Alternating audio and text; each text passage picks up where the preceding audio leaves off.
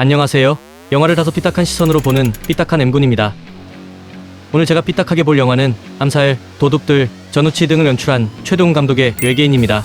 2015년 1000만 관객을 만든 영화 암살 이후 최동훈 감독의 작품이 무려 7년 만에 개봉했습니다. 그게 바로 영화 외계인. 이번 영화는 1부, 2부로 나눠서 진행된다고 하고 올해 1부가 먼저 공개됐는데요. 1부 제작비만 330억이고 2부까지 합치면 700억이 넘는다고 합니다.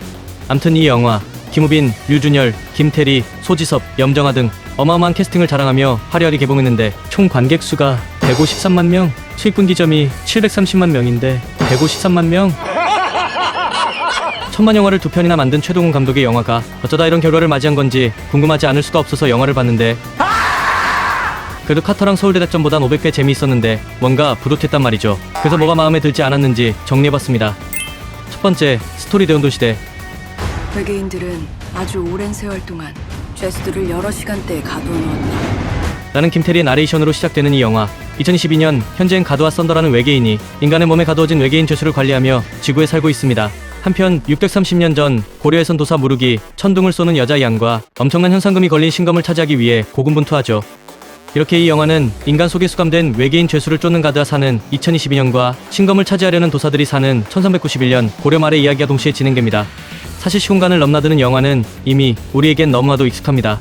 그래서 웬만한 관객들은 이야기를 따라가는 게 어렵지 않을 텐데 이 영화는 이상하게 조금 어렵습니다. 동시에 존재하는 두 시대의 이야기가 잘 섞이지 않아요. 그도 그럴 것이 두 시대의 톤이 확연히 다릅니다. 가드와 썬더가 나오는 2022년은 마치 외국 SF 영화 같은 톤인데 도하들이 나오는 고려 1391년은 마치 전우치 같습니다. 이렇게 톤이 극명하게 다르니 산만해지고 이런 산만함 속에서 관객들은 길을 잃고 대운동 시대를 맞이하게 됩니다.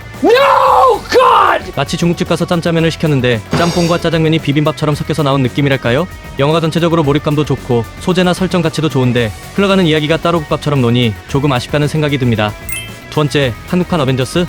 일단 이 영화 진짜 좋습니다. 우선이 서울 상공을 날아다니고 에이리언 같은 외계인들이 막 뛰어다니는데 어색함이 느껴지지 않습니다. 액션씬 역시 시원시원하고요. SF 판타지라는 장르 자체도 신선합니다. 할리우드에선 이미 익숙한 SF 판타지라는 장르가 아직 우리나라에선 생소하니까요. 하지만 김우빈이 입고 다니는 슈트나 우주선, 외계인의 모습 등은 전혀 신선하지 않습니다. 아이언맨의 마크 85를 봐버린 저로서는 김우빈의 슈트가 매우 하찮게 느껴집니다. 아니 무슨 김우빈이 아이언맨이야 뭐야? 김태리는 블랙 위도우야 그럼? 또 고려말 도사들이 서로 차지하려는 신검이 말하자면 고농축 배터리 같은 건데 이것 역시 어벤져스의 테서렉트를 떠올리게 합니다. 그래서 관객들 사이에서 이 영화가 어벤져스나 터미네이터, 맨 오브 스틸 등 여러 영화가 짬뽕된 것처럼 보인다는 말이 나오고 있는데요. 무슨 한국판 어벤져스도 아니고 아주 그냥 외계인 2부에서 전우치 튀어나오게 하지? 근데 그건 나쁘지 않을 것 같아.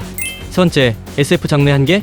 할리우드 블록버스터엔 SF 영화가 유독 많습니다. 그에 비해 우리나라에선 아직 SF 장르가 생소합니다. 그래도 워낙 핫한 장르라 우리나라에서도 계속 시도 중인데 대부분 흥행에 참패했죠. 그 이유가 초현실적 이야기나 외계인, UFO 등 SF 문화가 미국은 이미 익숙하지만 우리나라는 아직 낯설고 정서에도 맞지 않기 때문이라고 합니다. 하지만 최동훈 감독의 전작 전우치만 봐도 2009년 당시 우리나라에선 아직 판타지라는 장르가 낯설어 전문가들은 흥행에 실패할 거라 예상했지만 그 예상을 깨고 흥행에 성공했습니다.